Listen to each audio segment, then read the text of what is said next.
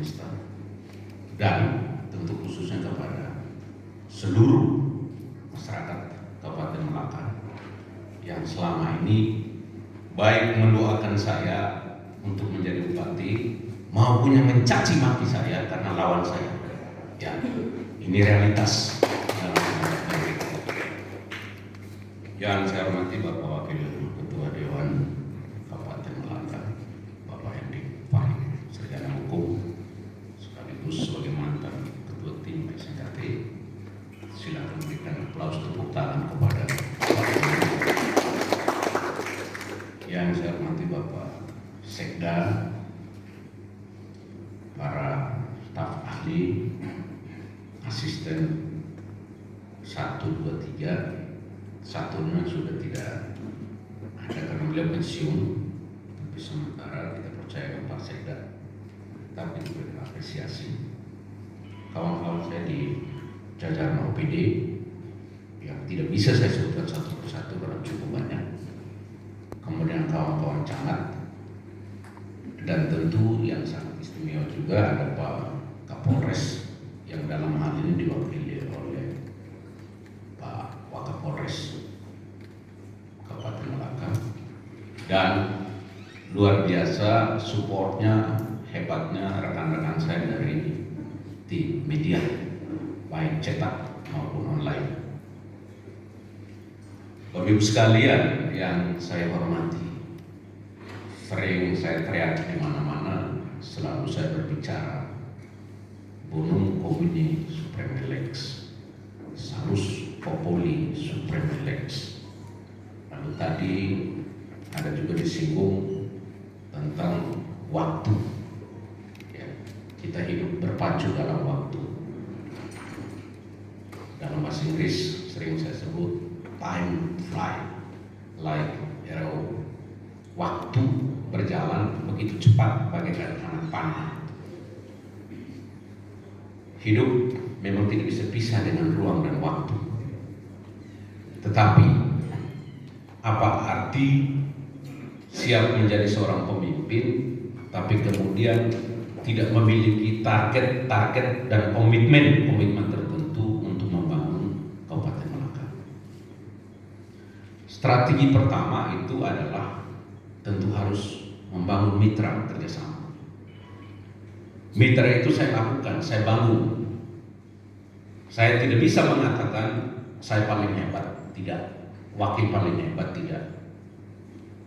Tetapi saya harus katakan bahwa OPD, SKPD, Dewan, TNI Polri, warga masyarakat Melaka dan teman-teman media, termasuk istilah orang Melaka selalu katakan Binovi Makaasya.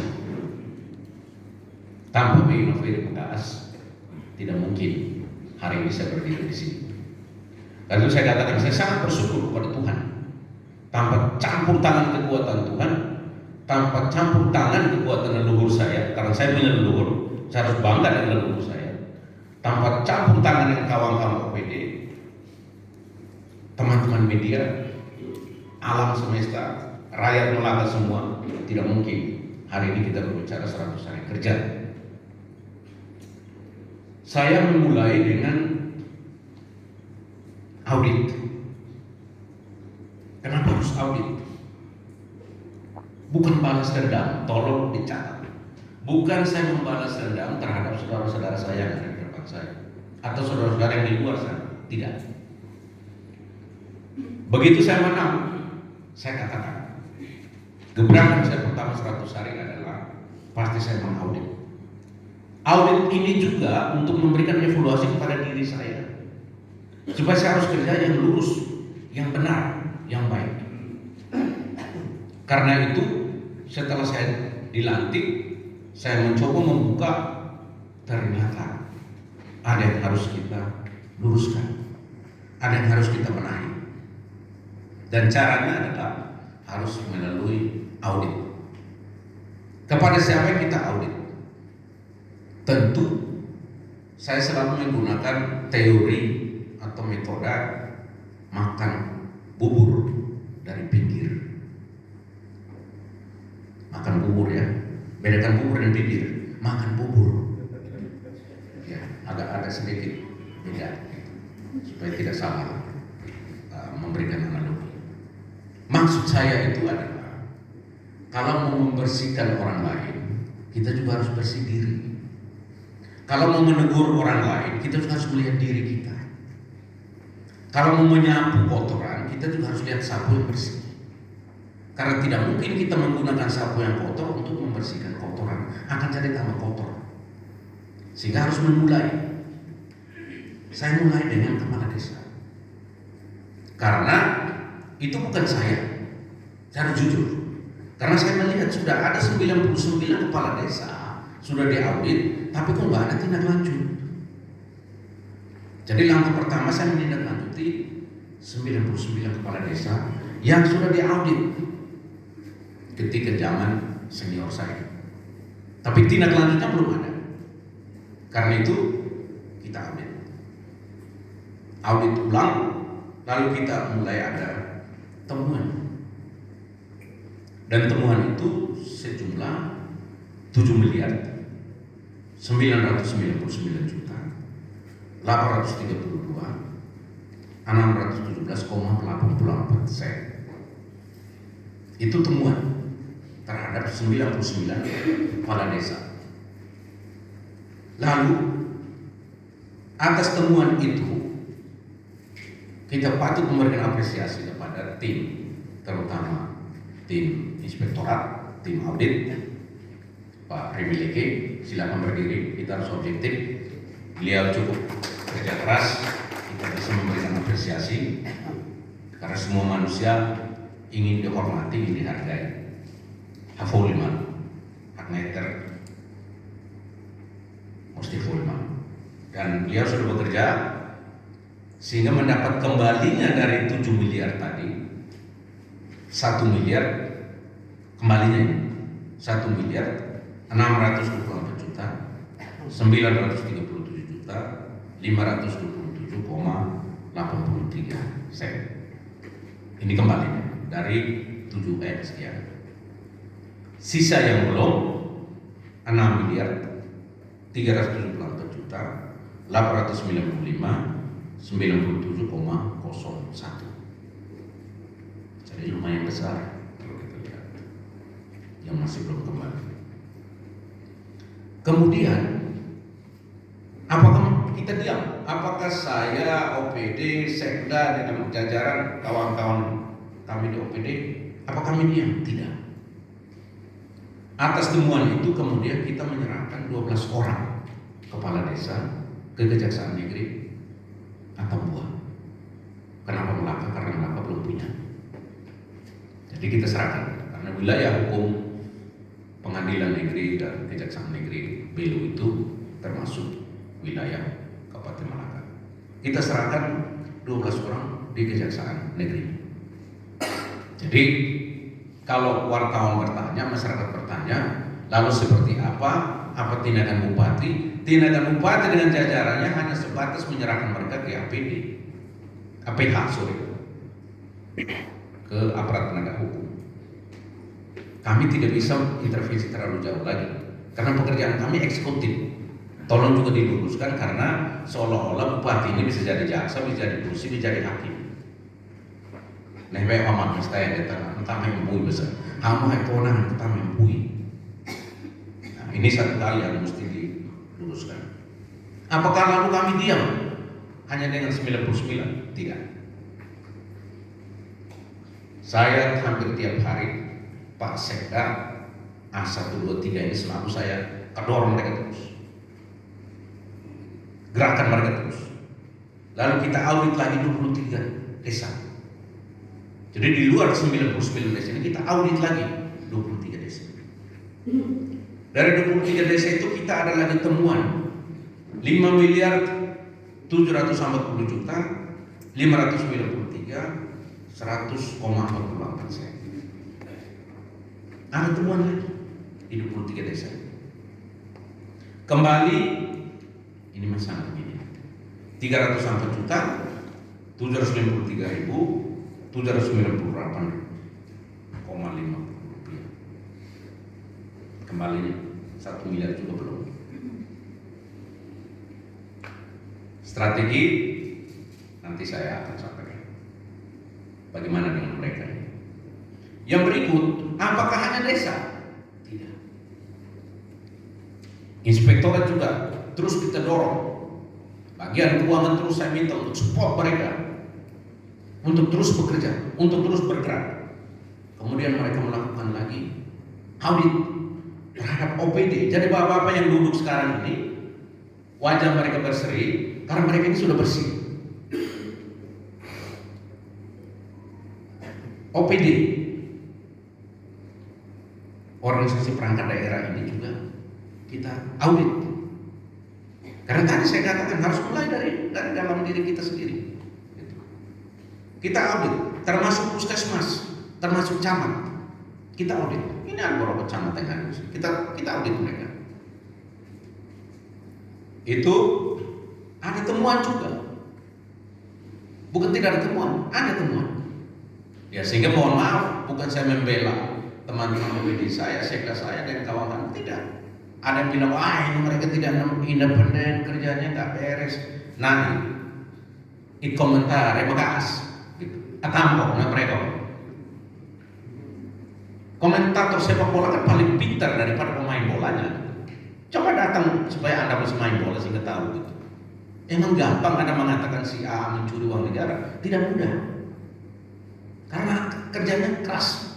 Ya Pak Polisi ada di sini tahu persis. Menentukan setiap orang dari TSK itu tidak mudah. Ya, tapi itu yang kita lakukan.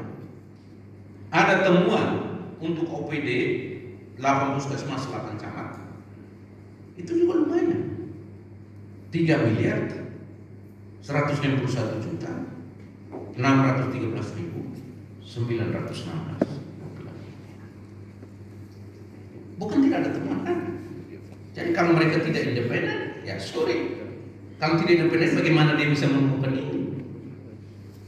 Jadi ada temuan. Kembalinya dari 3M tadi, 897 juta 700.275,9 rupiah. Jadi total penyetoran dari temuan-temuan itu sejumlah 2 miliar 522 juta 637.803.73 rupiah. Ini total yang kembali. Tentu sebentar kawan-kawan pasti bertanya, karena saya dulu sama jadi wartawan, jadi 5W1H itu pasti saya dikejar. Apa strateginya Pak? Apakah Pak diam saja? Pak Simonang tidak akan diam terhadap koruptor. Tolong dicatat. Saya tidak akan diam. Dan ini bukan terakhir. Setelah 100 hari kita kerja, saya sudah perintah kepada inspektorat, lu kejar terus. Karena kita akan terus ingin kerja yang bersih. Karena dalam visi misi saya salah satu adalah meningkatkan kualitas sumber daya manusia itu. Salah satu itu harus bersih, bebas dari KKN. Itu juga kita teriakan waktu kampanye. Dan start itu saya lakukan awal. Jadi dari total pengembalian penyetoran itu, kemudian saya harus sampaikan jujur, ada sedikit kendala hambatan. Yang pertama, sumber daya manusia di inspektorat memang tidak memadai. SDM-nya tidak cukup untuk mengejar sekian ratus ribu titik-titik yang harus diaudit. Itu ada satu kendala. Nah, semoga dengan tes CPNS kemarin ada tambahan tenaga sehingga ke depan mereka lebih gesit lagi untuk melakukan pekerjaan itu. Itu hambatan. Yang berikut tadi juga sudah disampaikan oleh Ibu Kadis Kominfo. Kita juga terbentur tidak hanya dengan COVID-19, tapi juga seroja yang istilah saya serangan roh jahat waktu gempa, waktu bencana naik. Ini juga menjadi hambatan besar begitu kami dilantik. Ini tantangan alam juga. penyakit alam dan SDM. Ini hambatan. Dan tentu saya harus jujur katakan, saya lihat kawan-kawan inspektorat ini, saya sudah minta keuangan untuk itu, mereka tidak punya fasilitas memadai untuk bisa melakukan audit. Hanya pakai sepeda motor, dan ada beberapa yang diserang di jalan, dilempar di jalan. Hujan, angin, malam, dihantam. Karena biasanya koruptor itu tidak suka diotak-atik. Kalau otak-atik pasti akan berhadapan dengan tindakan anarkisme. Tapi kita tidak bisa menuduh, karena itu yang terjadi. Sehingga strategi selanjutnya kami akan bangun kerjasama dengan teman-teman aparat penegak hukum, kepolisian dan kejaksaan, sehingga berapapun kerugian kita bisa distribusi. Ada kejaksaan dan ada kepolisian. Jadi kita sama-sama kerja untuk strategi pengembalian. Di samping metode yang sering dilakukan oleh pemerintah kabupaten itu adalah ya tuntutan ganti rugi, pengembalian dengan cara tuntutan ganti rugi. Nanti kita akan buatkan peraturan bupati untuk pengembalian. Kalau terlalu berlama-lama, sudah yang ASN kita potong gaji saja. Potong gaji. Gitu. Ini juga termasuk proses pemiskinan supaya dia jerah, dia bertobat. Dan yang berikut, kita juga akan menyerahkan, karena selama ini ada kepastian hukum soal waktu. Jadi ketika ada temuan, lalu ada rekomendasi untuk ditindaklanjuti, waktu yang dikasih itu 60 hari. Nah, bagaimana kalau sudah 60 hari tapi tidak mengembalikan? Strategi pertama potong gaji. Strategi kedua, kalau gajinya sudah digadaikan juga, tapi siapa yang mau? Syarat sih bukan syarat, kalau hak ini kekayaan sudah kita berdosa. Gitu. Gaji ini biasanya jadi masalah. Istri kadang-kadang terus komplain karena bapak punya gaji tapi dunia atau HMB atau sebagainya gitu. Tapi yang jelas kita ada strategi untuk tuntutan ganti rugi dengan cara potong gaji. Kemudian kalau memang nominalnya sering ditolak oleh kawan kejaksaan karena tidak sampai 250 juta, Pak Waka kan serahkan saja ke polisi. Biar Bapak yang proses mereka di sini. Ini langkah sehingga ada kepastian hukum. Karena bicara keadilan tanpa kepastian itu tidak mungkin.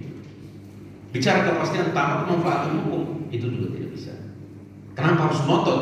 Ya karena dana itu setelah dapat bermanfaat untuk masyarakat. Tidak hanya slogan tadi, kesejahteraan masyarakat itu hukum tertinggi, tidak hanya itu, tapi harus ada dana, harus ada kerja nyata untuk masyarakat. Nah ini kita bicara soal audit. Jadi dari temuan, strategi, kemudian sudah diserahkan sekian, lalu kendalanya seperti apa yang kita hadapi, kita berikan solusi seperti yang saya sampaikan. Ini soal audit. Apakah 100 hari kerja ini SNKT Simon Hakim Tolin dengan OPD hanya tiap hari duduk pangku tangan dan menunggu 100 hari kerja untuk audit saja? Tidak. Saya harus luruskan bahwa tidak hanya itu yang kami lakukan. Tidak hanya itu. Mari kita lihat program kerja sakti tadi sudah disinggung. Kita mulai dari swasembada pangan. Apa yang kami lakukan dalam waktu 100 hari? Kami sudah kerja juga.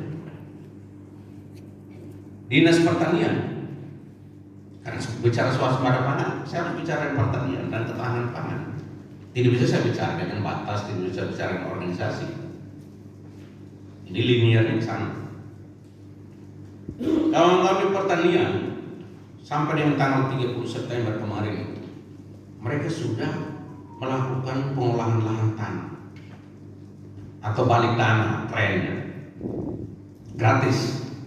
Itu seluas 380,7 hektar yang sudah dilakukan. Bukan nanti, tidak. Itu sudah dilakukan.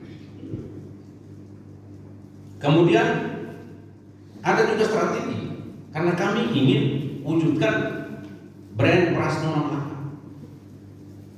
Yang kami lakukan itu adalah saya bersama Pak Sekda dengan kawan-kawan Pak Wakil Bupati dan kawan-kawan OPD, kita juga sudah menyiapkan anggaran perubahan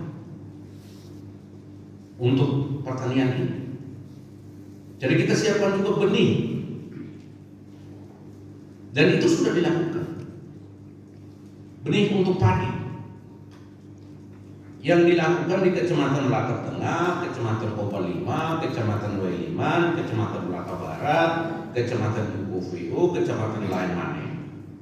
Benih padi sawah itu disiapkan untuk lahan 3.500 hektar. Kita sudah lakukan. Bukan nanti, tidak. Sudah dieksekusi. Lalu, apakah komoditi di Melaka itu hanya padi? Tidak. Ada lagi jagung. Ada 2 jenis jagung. Ada jagung hibrida dan ada jagung komposit. Itu kita sudah siapkan benih. Untuk jagung hibrida itu 9.000 hektar sudah disiapkan dan sudah dilakukan, dan komposit 200 hektar. Lalu kita akan bertanya, karena saya hukum, lokasi di mana, tempatnya di mana? Tempatnya ada di Kecamatan Biku, Kecamatan Ringat, Koba 5, ya Koba 5 Timur, kemudian Melaka Timur, Lain Mane, Sesitemen, dan Ukuvio. Apakah hanya benih? Tidak. Kita juga sudah menyiapkan pupuk. Pupuk ini merata untuk 12 kecamatan. Dan harus berikan apresiasi kepada pertanian karena untuk tingkat provinsi Nusa Tenggara Timur yang berhasil menyiapkan pupuk untuk 12 kecamatan sudah 100% Kabupaten Melaka nomor 1. Ini dalam 100 hari. Jadi kita tidak hanya omong. Karena itu saya biasanya katakan saya kurang diskusi, saya lebih suka eksekusi. Jadi pada hari-hari tertentu seperti ini saya bisa omong. Tingkat provinsi Nusa Tenggara Timur Melaka nomor urut 1 menyiapkan pupuk 12 kecamatan itu sudah 100%. Lalu apakah semua pengolahan lahan, benih, ada padi, ada jagung, ada pupuk akan berjalan ke depan, di next? Tidak akan berjalan kalau kita tidak punya yang namanya kelompok tani. Tidak akan berjalan kalau kita tidak punya pendamping, tenaga ahli di bidang pertanian. Dan kita sudah siapkan kelompok tani 1.500 kelompok tani yang sudah direvitalisasi. Jadi kelompoknya sudah dibentuk dan siap untuk dipakai. Dan itu kita sudah input di dalam elektronik rencana definitif kebutuhan kelompok tani yang kita sebut dengan ERDKK. Itu kita lakukan. Kita kerja, makanya kita bisa sebut barang-barang ini. Karena kita ikut dan kita kerja. Dan semua ini juga sudah masuk dalam Simluhtan, Sistem Manajemen Penyuluh Pertanian Republik Indonesia. Kita sudah masuk ke sana. Lalu, apakah semua juga akan terlaksana dengan kelompok tani kalau hanya bentuk kelompok lalu diam? No. Harus ada alat, harus ada fasilitas. Saya pernah menggunakan alat itu, pakai potong padi. Saya naik di atas dan saya pakai potong padi yang kita sebut dengan alsintan. Kita sudah siapkan 128 unit barang sudah ada. Dan kemarin saya sudah perintahkan kepada Pak Kadis Pertanian, karena banyak permintaan untuk balik tanah karena orang mau musim hujan untuk mau tanam, saya perintahkan yang rusak-rusak segera diperbaiki. Segera diperbaiki. Jangan sampai bupati harus turun untuk perbaiki akinya itu dan lain-lain. Kalau saya turun perbaiki, saya suruh pusatnya. Dan saya diam-diam terus saya kerja. Karena saya tidak suka kuar-kuar di luar. Saya lebih suka itu omong dan kerja. Dan saya bacakan, saya kerja. Kita kerja. Alsintan itu 128 unit sudah siap. Lalu bagaimana kalau Anda bicara beras atau brand beras non-melekat yang korelatif? Kalau Anda tidak punya fasilitas memadai, saya sendiri sudah menghadap Dirjen Ketahanan Pangan. Waktu itu saya dengan Pak Kadis Pertanian di PLA dan tim. Kami sudah diberikan 2 unit rumah produksi. Dan 2 unit rumah produksi ini sedang dikerjakan. Isinya daripada rumah-rumah ini akan diisi oleh Kementerian Pertanian. Dan ini sedang dibangun, bukan hanya akan, sedang dikerjakan. Dan target saya harus selesai dalam bulan Desember. Supaya begitu diisi, kita tinggal eksekusi lagi. Lalu, apakah hanya sebatas rumah produksi? Tidak. Kita juga harus menyiapkan mesin giling, mesin poles, mesin pengering. Dan ini sudah komunikasi baik yang sudah dihibahkan oleh Kementerian Pertanian. Diam-diam kita kerja. Karena saya tidak mau nanti debat orang tanya, komoditas yang saudara kerjakan. Tidak. Saya punya data akurat. Dan saya akan menghadapi siapapun kalau kita debat nanti. Karena saya punya data. Ikuti betul, saya tidak sia-siakan waktu yang ada. Sehingga saya tunjukkan bahwa betul saya kerja. Nah, apakah semua ini akan terlaksana mulus? Tidak juga. Saya tahu juga penyebabnya. Hulunya adalah ada pada yang namanya jaringan irigasi. Anda tidak bisa bicara pertanian tanpa air. Strategi saya apa? Kita sudah mendapatkan dana dari dana tugas pembantuan TP untuk beberapa unit. Ada 2 unit dan ada 8 unit. Alsintan tadi ada tambahan lagi dari Dirjen Prasarana dan Sarana Pertanian untuk membantu rumah produksi tadi supaya irigasi itu menjadi lancar. Dan kita juga sudah bersama dengan PLN untuk tambahkan lagi bot sehingga ketika air mengalirnya kurang bagus didorong dengan tenaga listrik.